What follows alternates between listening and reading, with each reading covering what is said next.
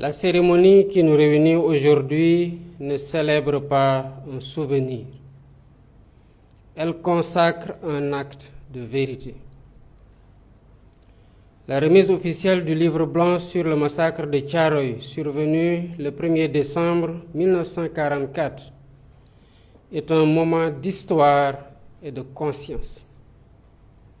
Elle symbolise la volonté d'un État qui interroge son passé, éclaire sa mémoire et revendique par la connaissance le droit imprescriptible à la justice et à la dignité humaine.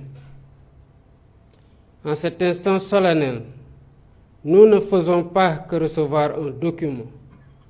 Nous accueillons le fruit d'une démarche rigoureuse, nourrie par la recherche, la conviction et le devoir. Cette œuvre collective honore celles et ceux qui, par leur science et leur foi en la vérité, ont permis à notre nation d'interroger son histoire avec courage et sérénité. Je tiens à saluer chaleureusement toutes les autorités présentes, Monsieur le Premier ministre Ousmane Sonko en particulier, dont l'engagement a été déterminant dans la conduite de ce projet de mémoire et d'histoire au service de l'idéal panafricain. Ma gratitude va également au professeur Mamadou Diouf, ainsi qu'à l'ensemble des membres du comité de commémoration, des commissions, sous-commissions et personnes ressources, ici présents ou représentés.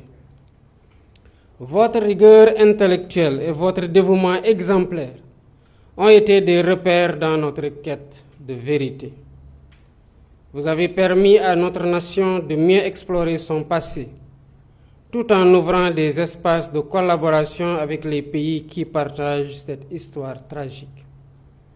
Je vous félicite pour ce remarquable travail.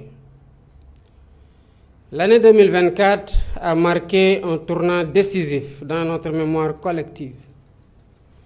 La commémoration du 80e anniversaire du drame de Thiaroye, portée par un souffle populaire et un écho international, a été un moment de communion et de fierté partagée. Elle a témoigné de notre volonté inébranlable d'honorer la mémoire de ceux qui ont donné leur vie pour la liberté.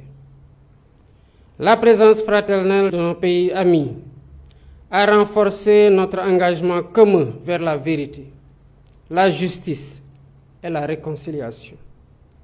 Je veux redire ici ma gratitude envers tous nos partenaires africains et étrangers qui partagent cette mémoire et s'engagent à nos côtés à en tirer les leçons pour bâtir un avenir fondé sur la solidarité des peuples.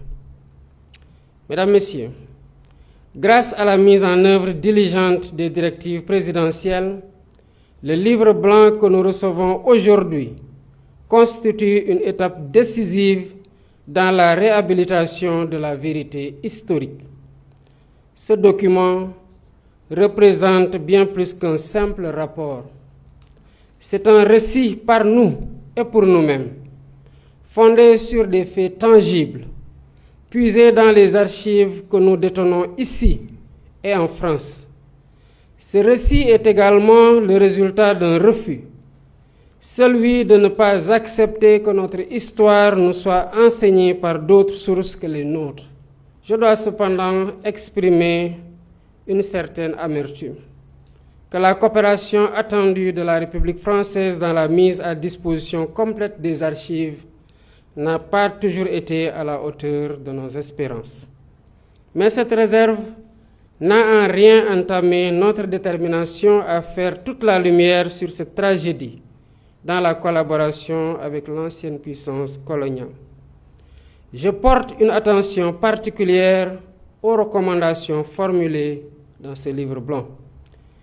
J'ai ainsi validé la poursuite des fouilles archéologiques sur tous les sites susceptibles d'abriter des fosses communes.